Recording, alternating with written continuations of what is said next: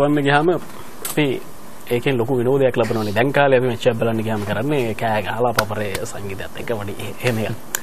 හැබැයි මේ මැච් එකක් බලන්න ගිහිල්ලා ක්‍රීඩකයින්ගේ මානසික ඒකාග්‍රතාවයට යම් විදිහක හානියක් කරපු සපෝටර් කෙනෙක් එහෙම නැත්නම් සහායකයෙක් දිරිගන්නන්නෙක් විදියට තමයි පර්සි අපි අඳුරගන්නේ. ඔය ක්‍රිකට් ක්‍රීඩාවේදී තමයි මානසික ඒකාග්‍රතාවය කියන වචනේ ගොඩක් වෙලාට පාවිච්චි කරන්නේ. බැට් කරන්න යන පිතිකරුවට විශේෂයෙන්ම ඒ පිතිකරුවට යම් විදිහක ආකාරයක බැට් කරන්න යනකොට පොඩ්ඩක් තරහ ගස්සනවා. ක්‍රිකට් වල තියෙන සම්පත් සමහරලාට ඔය අපි ගමේ ගොඩේ සෙල්ලම් කරනකොට අපිට කියනවා කවදාවත් පන්දු යවන්නගේ පන්දුවට තරහෙන් ගහන්න එපා. ගහන්න බෑ. එහෙම කියලා එහෙම කියනවා. හරි.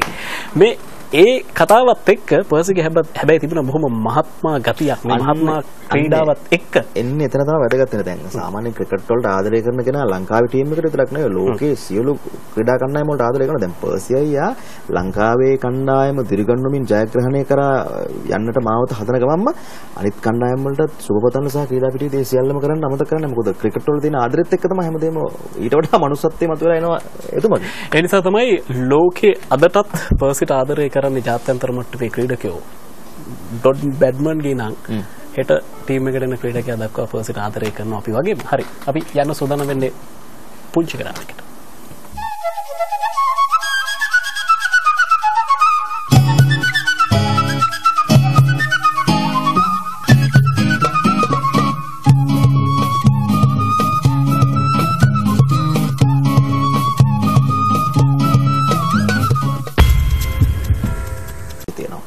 දන්නවා මේක මෙහෙමයි කරේ කියලා. මිනිස්සු විසින් යමක් හොයාගත්තා නම් එතන සාක්ෂි තියෙනවා. මිනිස්සු දන්නවා මේක මෙහෙමයි හොයාගත්තා කියලා. නමුත් මිනිසුන් විසින් නොකරපු මිනිසුන්ට හොයාගන්න අසීරු ඒ පතුලටම ගියත් මිනිසුන්ට සමහරට ඒ සාක්ෂි ගවේෂණය කරගන්න අසීරු දේවල් මේ ලෝකේ ඕන තරම් සිද්ධ වෙනවා. අපි පහුගිය කාලේ සක්වල රහස් කියන ඒ පුංචි ඩොකියුමන්ට්රියත් එක්ක අපි කතා කරේ ඒ පිළිබඳව. දැන් අසංක සක්වල සක්වලින් මෙපිටත් මහ විශාල රහස් තියෙනවා. මේ රහස් සිද්ධ වෙන්නේ කොහොමද? මේ රහස් වලට කවුද ඍජුව වග කියන්න ඕනේ? මේවා කොහෙද තියෙන්නේ? මේවත් අදටත් අපිට ප්‍රශ්නයක්. ඔබ දන්න ජපානයේ එහෙම නැත්නම් චීනයේ වෙන්න පුළුවන්. හැබැයි ඔබ නොදන්න බොහෝ දේවල් අපිරහස් දේවල් මේ රටවල් ඇතුලේ තියෙනවා.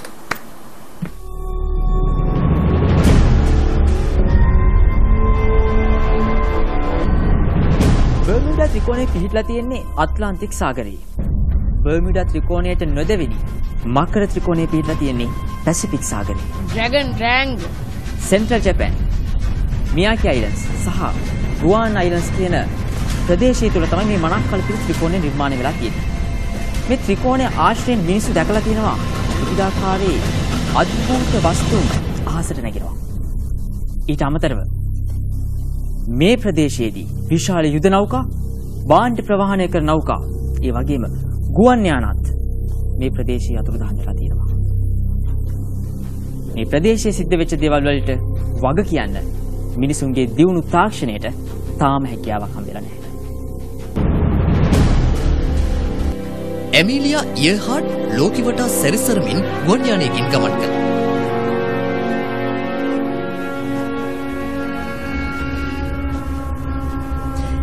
ඒ වෙනකොට එයා සැතපුම් 20000ක පමණ දුරක් ගමන් කරලා හිටියේ.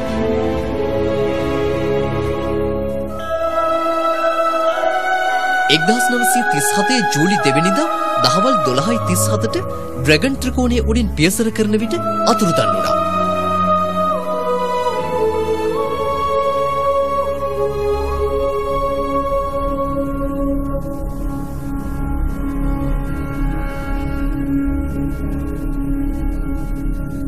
මේ වෙනතුරුත් ඈ ගැන හරි ආරංචියක් නැහැ. බර්මියුඩා ත්‍රිකෝණයත් මකර ත්‍රිකෝණයත් ගත වූ 7 වර්ෂයේදී මිනිස් ජීවිත දහස් ගාණක් අතුරුදහන් කළා තියෙනවා. ඔවුන්ට වෙච්ච දේ අදටත් ලෝකය කිසිම විටක දන්නේ නැහැ. යුද නෞකා, ප්‍රහාරක ගුවන් යාන වගේ විශාල වස්තුන් මේ ප්‍රදේශයේදී අතුරුදහන් වුණා. මේ සියල්ල සිදුුනේ කොහොමද කියන එක අදටත් ලෝකයට අභිරහසක්. ඩ්‍රැගන් ත්‍රිකෝණයේ අවට ගැඹුරු මුහුදු ප්‍රදේශයේ අද්භූත නැව් ගැනත් වාර්තා වෙනවා. රාත්‍රී කාලයේදී දර්ශනය වන මෙම අද්භූත නැව් එම මුහුදු ප්‍රදේශයේ ගමන් කරන නාවිකින් බියටපත් කළා. ඔවුන් ඒ බව වාර්තා කර තිබුණේ මෙහෙම. එක්වරම අඳුරු මුහුදෙන් මතුවන විශාල නැව් මිනිසුන් රහිතව අඳුරු මුහුදේ ඈතට ගමන් කළා යනුවෙන්.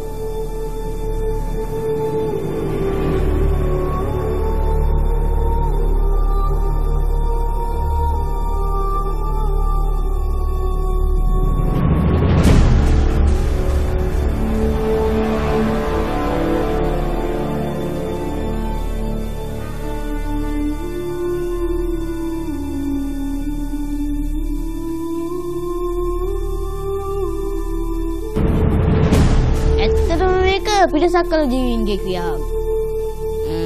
නැත්තම් අදෘශ්‍යමාන බලවේගයන්ගේ ක්‍රියාව. එහෙමත් නැත්නම් අපි අදටත් හොයාගෙන නැති ස්වභාවික විපතක්ද? නැත්නම් පෘථිවියේ තියෙන චුම්බක ක්ෂේත්‍රයේ බලපෑමක්ද? ඒ කෙසේ නමුත් මේක විශ්වාස කරන මිනිස්සු අපේ කතාවට ප්‍රශංසා කරයි. මේක අවිශ්වාස කරන මිනිස්සු අපිට චෝදනා කරයි. නමුත් බලාපොරොත්තු මෙවන් මතවාදයක් ලෝකයේ තියෙනවා කියන එක ඔබට තවත් දවසක බය හිතෙන කතාවක් කියන්න. බය හිතෙන මේ මිනිස්සු බය ගන්න අපි ආවේ. එනේ. මේ වැඩක් නෑ නෝ කතා කරලා මේ වැඩක් නෑ මේ කතාව මෙතනින් කළා. මම එන්නේ මේවටයි කියන්නේ. මොනවද කළාද? කොහොම කියනවද මිනිස්සුන්ට මේ? මිනිස්සු මොනවා හිතයි? පොල්ලම බලන්න. ගල්ලා?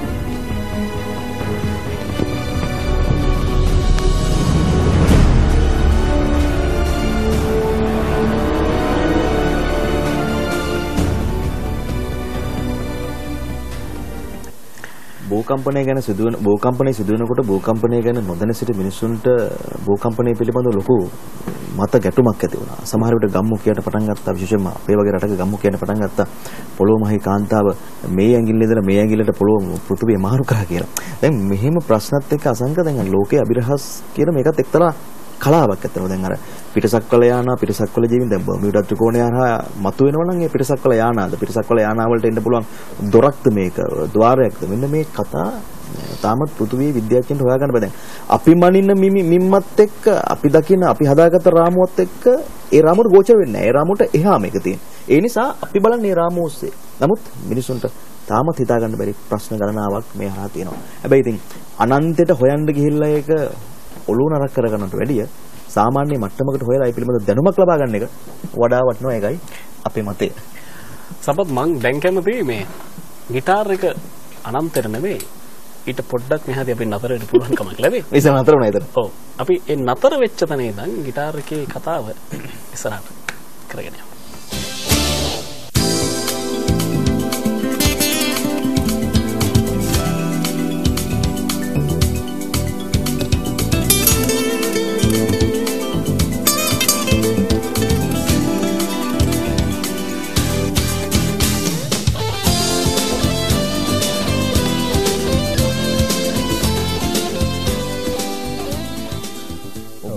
ගිටාර් දැන් මේ වෙනකොට ලංකාවේ සංගීත කණ්ඩායම් අතර වාදනයේ වෙනවද භාවිතා වෙනවද? වාදනය වෙනවා. ගොඩක් කට්ටිය පාවිච්චි කරනවා. මෙහෙම දෙයක්ත් තියෙනවා. දැන් මගේ දැන් ඔය ඉස්සෙල්ලා මේ නිර්මාණය කරගෙන ගිය ගිටාර් කියන්නේ කොහෙන්ද මේ හැදුවේ කියලා. ඒවා පිටරටින් ගෙනාවේ කියලා ඒගොල්ලෝ කියන්නේ මෙහෙමත් කියන්නේ මේ හැදුවයි කියලා. දිනේෂ් මේ ගිටාර් වල එක එක හැඩතල මම දැක්කද? මේක එක හැඩයක්. මේක තව හැඩයක්. ඒතකොට මෙතන මේ පැත්ත තවත් හැඩයක්. මේ විදිහට ගත්තොත් නේ. ඇයි මේ විවිධ හැඩතල වලට නිර්මාණය වෙන්නේ මේ? මේකත් වෙනස්. තවත් හැඩයක්. මේක මේ කස්ටමර්ස්ලා කැමති හැඩතල තමයි හදන්නේ. නියමිත ප්‍රමාණයක් තියෙනවද මේ දිග පළල? දිග පළල තියෙන මේ සාමාන්‍යයෙන් අඟල් 18යි මේ පැත්තේ 13මාරයි. ඒ කොටුව ඇතුලේ තමයි ගිටාර එකක් නිර්මාණය වෙන්න ඕනේ. ඊට වැඩි ඒක සම්මත දිග පළල. නෑ සම්මත නෙවෙයි. දැන් සාමාන්‍යයෙන් දැන් ලංකාවේ මිනිස්සු එච්චර උස මහත නෑනේ. ඇමරිකන් මිනිස්සු වගේ නෙවෙයි. එතකොට ඒගොල්ලොන්ට හදන ඒ කොටුවේ ප්‍රමාණය වැඩි.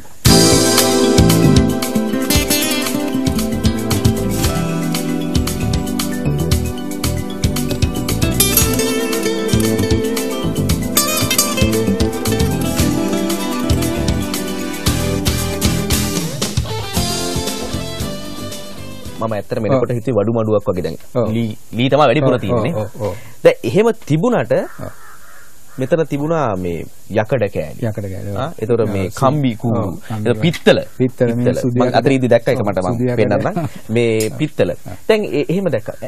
ඒවත් එක්ක මොනවද තියෙන සම්බන්ධය මේ ඒව අවශ්‍යද මේ ඒවා අවශ්‍යයි. ඒ කියන්නේ දැන් මේ গিitar එකක් නිර්මාණයේ අන්තිම නිර්මාණයේදී යකඩ පිත්තල රත්තරණුත් සමහර වෙලට පාවිච්චි කරනවා. සමහර අවස්ථවල පිත්තල උපදාන්න එපා. දැන් මේ පිත්තල වල කිසිම මේ පෙන්නමක් නෑ හතරසෝ. දැන් පිත්තල උපදවීම කියලා කියන්නේ වෙනම මාතෘකාවක් නේ. දැන් මේ গিitar හදනවා කියන එක තව මාතෘකාවක්. තව එකක්. දැන් එතකොට මේ පිත්තල උපදාන්නේ මේ වගේ දේවල් කොහෙන්ද ඉගෙන ගත්තේ?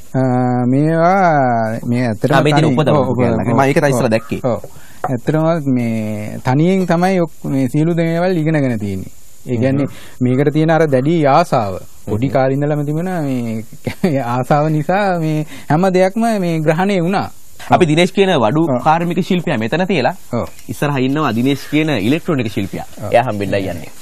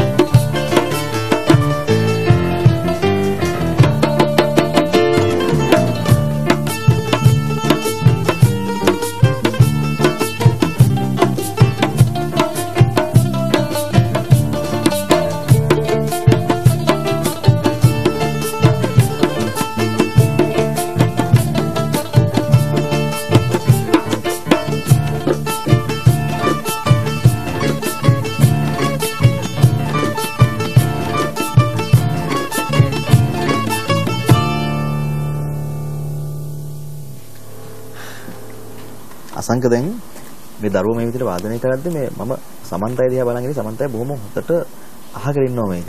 දැන් සාමාන්‍යයෙන් ඕන තරම් ජේෂ්ඨයන් ප්‍රමීණයන්ගෙන් අපිට අහන්න සිද්ධ වෙනවනේ සාමාන්‍ය එක සරල දෙයක්. පොඩි අවුට් එකක් යනවා. ඒක බොහොම සාමාන්‍ය මනුෂ්‍ය ස්වභාවයක්. හැබැයි මේ සජීවී අවස්ථාවක මේ දරුවන්ගෙන් පුංචි හරි අවුට් එකක් ඇහෙද? තාලේ ශ්‍රුතිය අවුට් වෙයිද කියලා සමන්තය කල්පනා කරගෙන ඉන්නවා. එහෙම එකක් අපිට ඇහුන්නේ නැහැ. මේ කාණ්ඩේවත් ඉස්සලා කාණ්ඩේවත්. දැන් සමන්තයේ මෙහෙම අවුට් එකක් ඇහෙන්නේ නැති වෙන්න ප්‍රධානම දේ පුහුණුවනේ. සතත අභ්‍යාසය. එතකොට මේ දරුවෝ පුහුණු කරන්න ඔබ දවසේ වැඩි කාලයක් යොදා ගන්නවා. ඒක ඔබ සංගීත ගුරුවරයා හැටියට. මේ දරුවෝ අනන්ත ප්‍රමාණ ගණන් සර්ගෙන් බැනුම් අහනවා ඇති. මේ දරුවෝ විද්‍යා මිස්ගෙන් අනන්ත ප්‍රමාණ ගුටි කනවා ඇති. සිංහල මිස් බයිනවා ඇති. කොහොමද ඒ දේවල් එක්ක මේ දරුවෝ කොහොමද මේ ප්‍රවාහයට යොදාගන්නේ? ඔව් මෙහෙමයි. දැන් අපේ පාසලේ කතෝලික පාසලක්නේ. ඒකෙදී දරුවෝ ගොඩක් ඔය පල්ලි ආශ්‍රිතව ගායනා වාදන හැකියාවන් තියෙන දරුවෝ තමයි අපි ගොඩක් ඉන්නේ. ඉතින් අපි මොකක් හරි උත්සවයකට සහභාගී කරගන්නකොට මට පහසුවක් දෙනවා. ඒ දරුවන්ට අර මඟ පෙන්වන්න විතරයි මට අවශ්‍ය වෙන්නේ. ඒ දරුවෝ ඇත්තටම මේ සහජයෙන් දක්ෂතාවයක් තියෙනවා ඒගොල්ලන්ට. මේ මඟ පෙන්වීම හරියට ක්‍රියාත්මක කරුවාම ඒ දරුවෝ නියමිත ස්ථානට යනවා. ඉතින් අතන ගුරුවරයෙක් වශයෙන් මගේ කාර්යය මම හිතන්නේ නිවැරදි ඇති. මට පුළුවන් උපරිම ප්‍රමාණය මගේ දරුවන්ට මඟ පෙන්නනවා. මම දන්නේ ඉතින්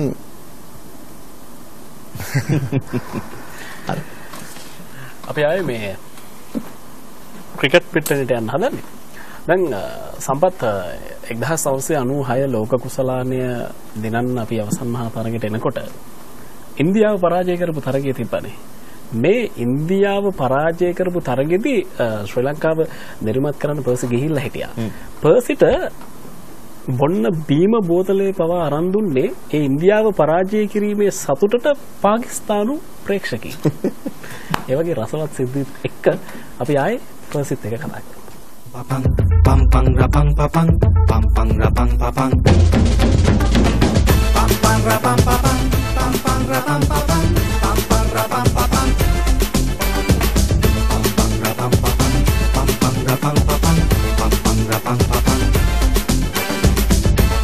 Rapam papam pam pam rapam papam pam pam rapam papam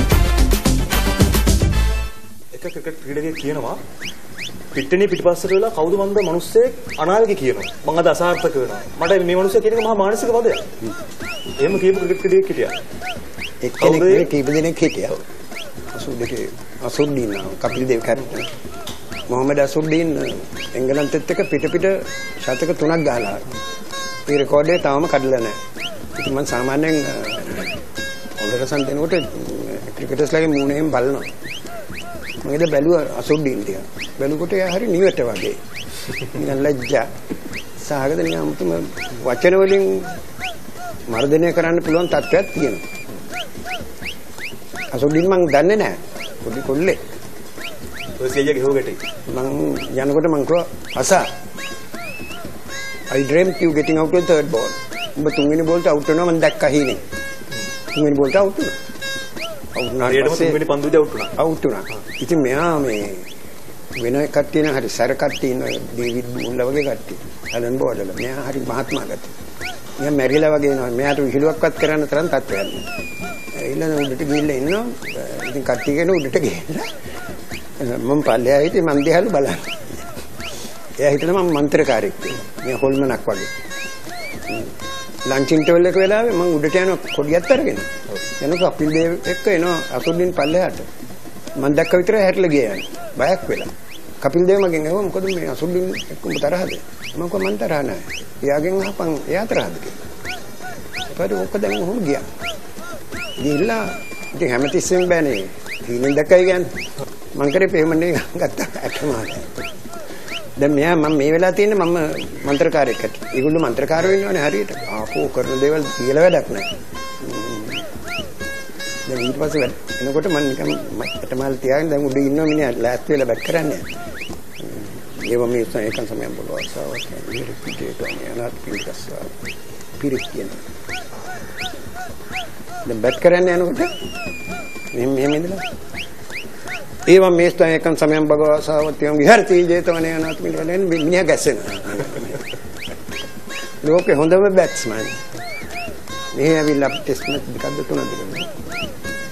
හයි ස්කෝර් එක 48යි ඇවරේජ් එක 18යි. ඉන්දියාව පෙරදුනා. මේ මැච් එක සරස් ටීවීමකදී මෙහෙදී ප්‍රේක්ෂකයන්ගේ ප්‍රතිචාර වුන් ලබා දෙන ඒ ගැම්ම කියලා කියනවා. මේ ගැම්ම මේ තරගයක් වෙනවන්න තරම් ලොකු හේතු සාධකයක් වෙන්න පුළුවන්. පර්සියට දැනෙන විදිහට කොහොමද ඔබත් ප්‍රේක්ෂකයෙක් දිරගන්නවන්නෙක් විදිහට තරගයක් වෙනවන්න තරම් හේතු සාධකයක් වෙනවද ප්‍රේක්ෂකයාගේ ප්‍රතිචාර? ඇත්ත වශයෙන්ම තියෙනවා. ඇත්ත වශයෙන්ම. මම ලස්සන කතාවක් කියන්නම්. ඒක අසුබින්න ගාපු මැච් එක මම පරදින්න යනවා. ඉතින් සද්දයක් නැහැ. නිකන් මරණයකට ඇවිල්ලා ඉන්නවා. මටත් කරගන්න දැන්. තව විකත් හතරක් දුකද යන්නේ තියෙනවා.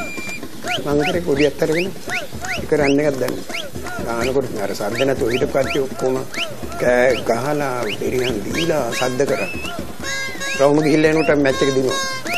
පිටරටවලට ගියාම අපිට ප්‍රේක්ෂකයෝ නැහැ. අපේ කණ්ඩායමෙන් සමහරවිට ප්‍රේක්ෂකයෝ හිඟයි. ඇත්තම නේද? ඒ හැම අවස්ථාවක පර්සි අයියා හිටියා. එතකොට පර්සි අයියා කෑ ගහලා අපේ කණ්ඩායමට ලොකු හයියක් හත්තියක් විතර ලැබුණා කියලා හිතුන වාරයක් ඇත්තම නැද්ද? ඇත්තටම තියෙනවා. කණ්ඩායම ජයපරාජය නැතුව ඉවරුණු අවස්ථාවලදී මම ඔස්ට්‍රේලියාවට 89 දී ගිහපු වෙලාවේ ගබා ක්‍රිකට් ගෑම්ගනේ බ්‍රිස්බේන් ඔස්ට්‍රේලියන්ස්ලා කිව්වා පර්සි ඒගොල්ලෝ උඹලා ටීම් එක ඉස්කෝලේ ටීම් එක ක්ලබ් ටීම් එකක් වගේ ගණන් අරන් තියෙනවා ටිකට් ගහලා තියෙන දවස් 4ට ඒක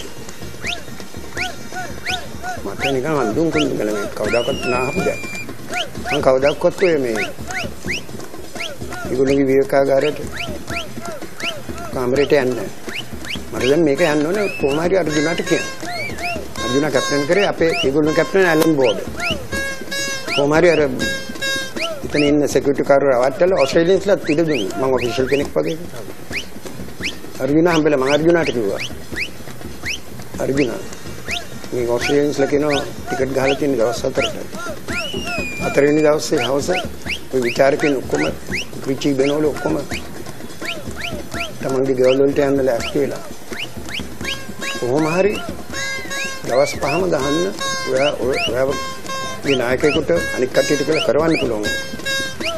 හොඳමයි අංකල් කිව්වා. ඒතර හම්බෙන් වගේ අරවින්දට මම කිව්වා. අරවින්ද මුළු ඔස්ට්‍රේලියාවම ඔයාට බයයි. මොකද ක්‍රාන්ත මොකද්ද මේක 200 ගණක් ගහලා ඔස්ට්‍රේලියාවේ මෙයා බැට් කරනවා දැකලා. ඔයාට පුළුවන් නම් දවස් 5ම ගහන්න. හිතන්න එපා මේක ඕවර් 50 මැච් එකක් කියලා. ඒගොල්ලෝ බැට් කරන්න නොදී පැයක් විතරක් බැට් කරන්න දීලා කරන්න පුළුවන් නම් මේ කරපු අපහාසයට ලොකු වටිනා දෙයක් කියලා. හොඳම අංකල්. හැරිලා යනකොට කවුද ඇලන් බෝඩ් එනවා මේ පැත්තේ. හලෝ ෆ්ලැග් මෑන් කිව්වා. පර්සි කිව්වා. Hello Allan. all the best Allan දැන් නෑ මේක එක. all the best කිව්වා කියලා.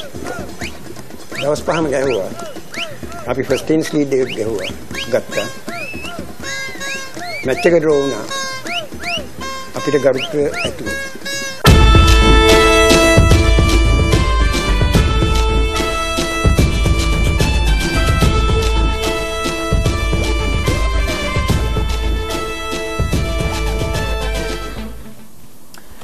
ලෝකේ කොයි රටට ගියත් පර්සි අයියා පර්සි වාසිය ගැන හිතුවේ නැහැ කවදාවත්.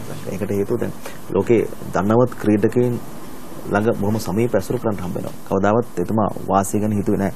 එතුමා කල්පනා කරන්නේ හැමතිස්සෙම ක්‍රිකට් වල තියෙන ආදරෙත් එක්ක ඊට යමක් කරන්න පුළුවන්. ජාත්‍යන්තර පිටියේ ඉඳන් මොනවද මට කරන්න පුළුවන් වෙන්නේ? මගේ රටේ කණ්ඩායම වෙනුවෙන් මොනවද කරන්න පුළුවන් වෙන්නේ? දැන් සාමාන්‍යයෙන් අපි බලන්නේ ගෙදර ඉඳලා ටෙලිවිෂන් එක දාගෙන ක්‍රිකට් තරගයක් නරඹුවට අසංග එතනින් එහාට ගියපු හුඟක් දේවල් අපිට පේන්නේ අපිට අත්දැකීම නැහැ. හැබැයි පර්සි අයියට මේ සියලු අත්දැකීම් තියෙනවා. ඒ අත්දැකීම් සියල්ල එක තමයි අපි ওই සාකච්ඡාවට යන්නේ. මොකද අර අපි තරගයක් නරඹනවට එහා ගියපු ලොකු වෘතාන්තයක් ওই පිට්ටනියක ওই ග්‍රවුන්ඩ් එකේ තියෙනවා.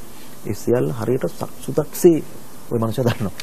හැබැයි සම්පත් පර්සි කියන්නේ අපේ කෙනෙක්. අපි එහෙම කියන්නේ අපි ශ්‍රී ලාංකිකයෝ විදිහට කියලා ඔබ හිතනද මම ඒ පැත්තෙන් කිව්වේ කියලා නැහැ. අපි ටීවී එක ඉස්සරහට වෙලා මැච් එක බලන්නේ අපි ප්‍රේක්ෂකෙක් විදිහට. මේ අපි සියල්ල නියෝජනය කරන ක්‍රිකට් මැච් එකකදී අන්තර්ජාතික වශයෙන් ඔබ සුප්‍රසිද්ධ විස්තර විචාරකයන් පවා පර්සිව දැක්ක ගමන් ටක් ගාලා නම කියනවා. ඔව් පර්සිගේ නම කියනවා. golden voice of Sri Lankan cricket කියලා ඔහු හඳුන්වනවා. ඒ තරමට අපේ නියෝජනයක් හැම ශ්‍රී ලංකා තරගයකම තියෙනවා. ඒ වගේම අනිත් සියලු ක්‍රීඩකයන්ට ගරු කරන චරිතයක් බවට මුළු ලෝකෙම පිළිගන්නවා. ඉදිකටු තුඩෙත් තපස් රකින්න පුළුවන් කියලා කතාවක් තියෙනවානේ. ඉදිකටු තුඩේ තපස් රකින්න නම් හිත හදා ගන්න ඕනේ. හිත හදා ගන්න S2 පියාගෙන විහාර මහා දේවියක ළඟට ගියොත් පුළුවන්ද? හිත හදා ගන්න S2 පියාගෙන පෙරදින රාජකීය උද්භිත උද්‍යානය ගියොත් පුළුවන්ද? බෑ. මොකද එතෙන්ට එන යන උදවිය අපේ හිතේ ඇඳිලා තියෙනවා. ඒ නිසා කොච්චර S පියාගත්තත් අපේ හිත ඉස්සරහින් ඒගොල්ලෝ යනවා එනවා. හැබැයි හිත හදා ගන්න නම් මිනිස්සෙකුට ඊට අදාළ පරිසරයකට යන්න සිද්ධ වෙනවාමයි. එහෙම කියලා හිත හදාගත්තොත් ඉදිකටු තුඩේ තපස් රකින්න පුළුවන්.